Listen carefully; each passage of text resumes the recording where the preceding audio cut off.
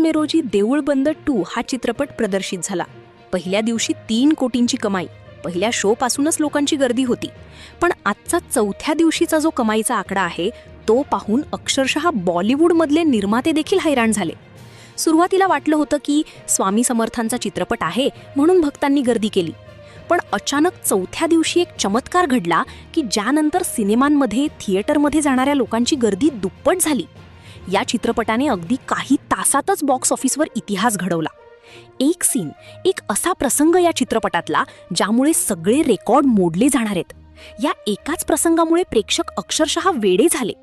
सुरुवातीला वाटलं हा चित्रपट देवाधर्माचा तसेच शेतकऱ्यांच्या प्रश्नावर बोलणारा एखादा साधा सिनेमा असेल.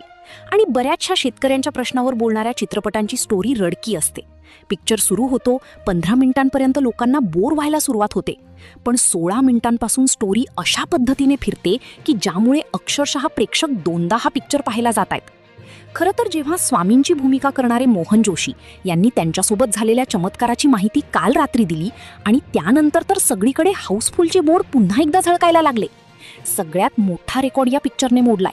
कारण की या पिक्चरमधला एक असा सीन आहे की या सीनमुळे हा पिक्चर सुपरहिट झालाय.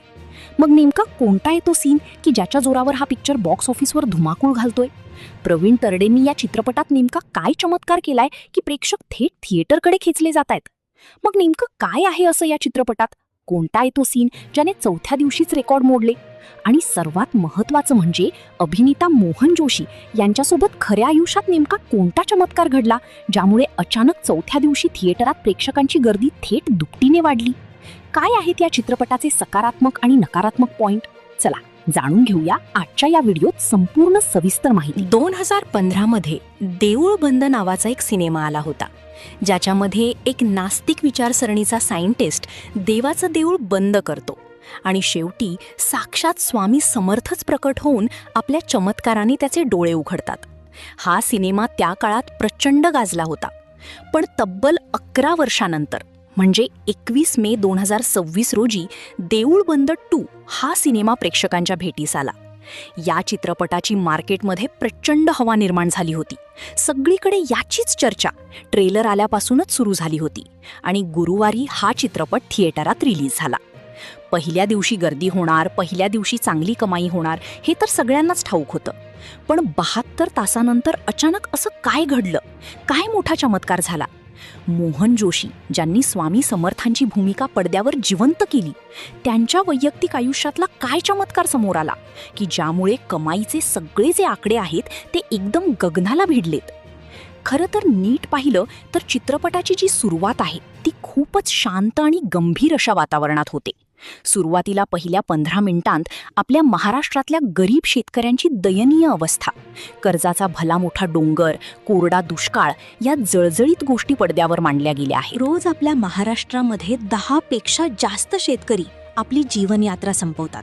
हा अत्यंत गंभीर विषय समोर आल्यामुळे प्रेक्षकांना सुरुवातीलाच असं वाटून गेलं होतं की हा चित्रपट खूपच संथ आणि रडवणारा असणार.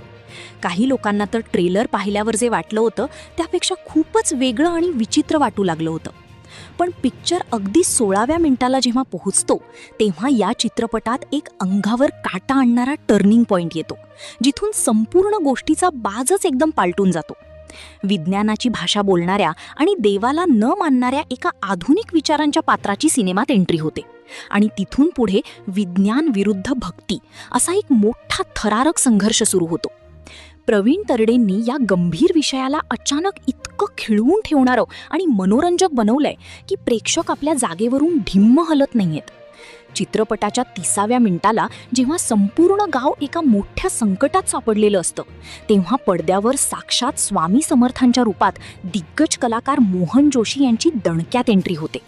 पांढरी शुभ्र दाढी, डोळ्यांमधलं ते दैवी आणि अलौकिक तेज आणि भिऊ नकोस मी तुझ्या पाठीशी आहे हा धीर देणारा भारदस्त आवाज ऐकताच संपूर्ण थिएटरमध्ये टाळ्या आणि शिट्ट्यांचा कडकडाट होतो. स्वामींची ही एंट्री प्रेक्षकांच्या अंगावर नक्कीच काटा आणते. इथेच डायरेक्टर एक जबरा ट्विस्ट सिनेमात आणतात. एकीकडे सर्व गावकरी स्वामींच्या भक्तीत पूर्णपणे लीन झाले आहेत तर दुसरीकडे राघव शास्त्रीला शेवटी एक असा फोन येतो जो या कथेला एका वेगळ्याच रहस्यमय वळणावर आणून ठेवतो. पण प्रेक्षकांनो, पडद्यावर जे स्वामी समर्थ आपल्याला एकदम सहज वावरताना दिसतायत, त्यामागे मोहन जोशी यांनी दिलेली एक मृत्यूशी झुंज आणि त्यांच्या आयुष्यात नेमकं काय घडलं हे समजून घेणं देखील तितकंच गरजेचं आहे. चित्रपट हळूहळू पुढे सरकत 1 तास पूर्ण करतो, तेव्हा तिथे सिनेमाचा इंटरव्हल होतो. या चित्रपटाच्या पडद्यामागची खरी गोष्ट देखील तितकीच रंजक आणि थक्क करून सोडणारी आहे. या खास भूमिकेसाठी प्रवीण तरडेंनी मोहन जोशी यांची अगदी 1.5 ते 2 वर्ष एवढी प्रदीर्घ वाट पाहिली होती. नुकत्याच झालेल्या एका मुलाखतीमध्ये मोहन जोशी यांनी स्वतःच्या बाबतीत एक वैयक्तिक आणि थरारक खुलासा केला.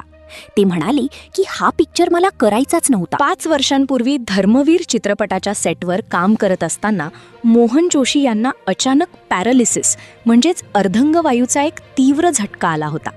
या आजारपणामुळे त्यांना नीट उभं राहता येत नव्हतं, बोलताना त्यांची जीभ वळत नव्हती. या भयंकर परिस्थितीमुळे त्यांनी अभिनयाचा नाद कायमचा सोडून देण्याचा पक्का निर्णय घेतला होता. पण जेव्हा देऊळ बंद 2च्या भूमिकेसाठी प्रवीण तरडे त्यांच्याकडे गेले, तेव्हा सुरुवातीला त्यांनी स्पष्ट नकार दिला होता. त्यांनी तरडेंना सांगितलं की बाबा, माझ्याऐवजी स्वामींची ही भूमिका दुसऱ्या कुठल्या चांगल्या कलाकाराला देऊन टाक. तेव्हा प्रवीण तरडे तातडीने म्हणाले की मी इकडे राघव शास्त्री दुसरा घेतला नाहीये आणि स्वामींच्या रूपात जर तुम्ही नसाल तर हा पिक्चर थिएटरात चालणारच नाही. आणि ते पुढे म्हणाले की तुम्ही फक्त माझ्यावर विश्वास ठेवा, मी सगळी व्यवस्था करायला तयार आहे, तुम्ही लवकर बरे व्हा. अक्षरशः स्वामी समर्थांच्या या भूमिकेसाठी मोहन जोशी या मोठ्या संकटातून जिद्दीने उभे राहिले आणि आज ते आपल्यासमोर पडद्यावर आले.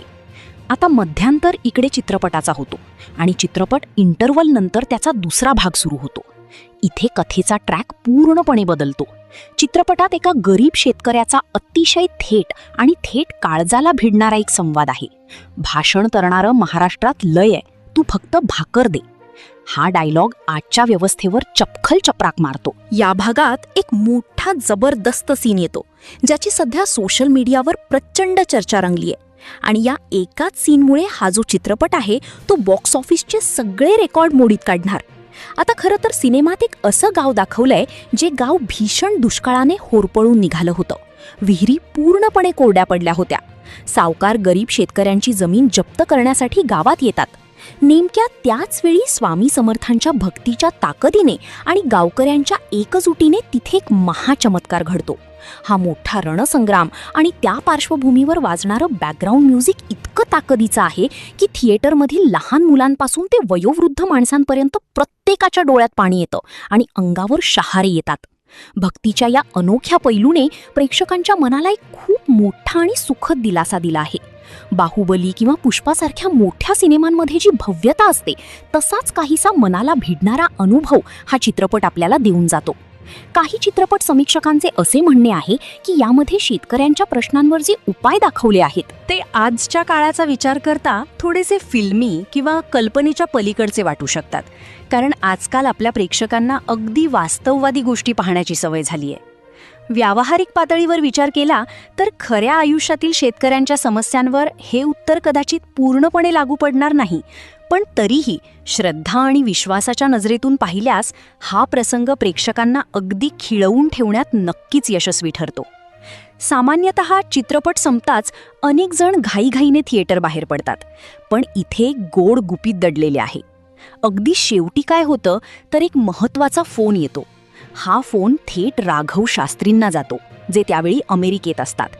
तिथेच त्यांना साक्षात स्वामी समर्थांचा फोन येतो आणि अगदी याच क्षणी देऊळ बंद 3 या पुढच्या भागाची एक सुंदर घोषणा होते.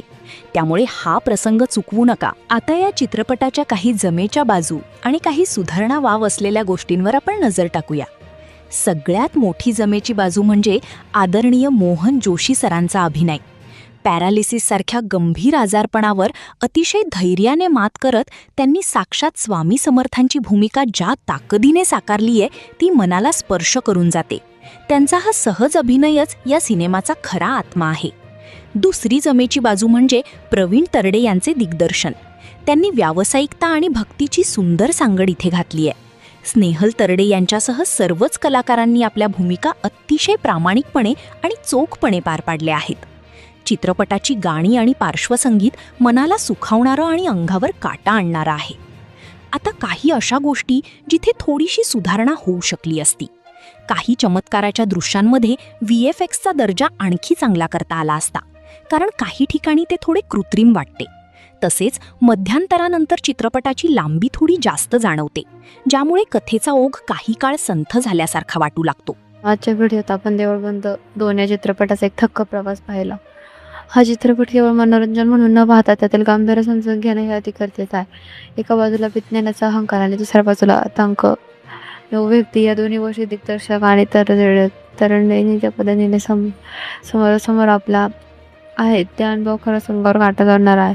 चित्रपट पाहताना आपल्याला कोणती जाणीव होती तेव्हा संकट अतिशय गोड होतं आणि जेव्हा माणसाला केवळ तार्किक विचार नाही तर काय अद्वैत सोबत आधाराची गरज असते. ज्यातून आजपर्यंत महाराष्ट्रातील शेतकऱ्यांची परिस्थिती आपण रोज चळवून पाहतो. दुष्काळ, कर्ज आणि नैराश्यात गर्भात सापडलेला बळीराजा आहे. आज या खरोखरच एका चमत्काराची किंवा एका गोष्टीच्या आधाराची गरज आहे. आणि हाच भावनिक आधार या चित्रपटाने अतिशय चोखपणे पकडला आहे. चित्रपटाचा आवर्तक जरी आपल्याला शेतीची दयनीय अवस्था पाहून स्पष्ट गेला असला तरी उत्तरार्थातील हे चमत्कार प्रेक्षकांच्या मनातला एक वेगळी सुभाग जाणवत नव्हतं. बाहुबली किंवा पुष्पसारख्या दाक्षिणात्य सिनेमांमध्ये जशी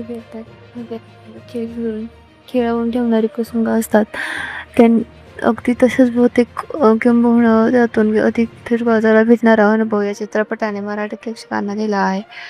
काही विषयाच्या प्रति महाराष्ट्रातील अनेक घराचे पातळीवर थोडी फिल्म वाटू शकतात, पण जेव्हा आपण श्रद्धेच्या नजरेत पाहतो तेव्हा हा चित्रपट माणसाच्या संकटाशी लढण्याची नवीन ताकीद देतो. विशेष म्हणजे अगदी शेवटी राघव शास्त्रींनी अमेरिकेत आलेला तो फोन आणि देऊळबंद 3 झालेली गोष्ट हे संकल्पना पद्धती सर्वात ठरल्या.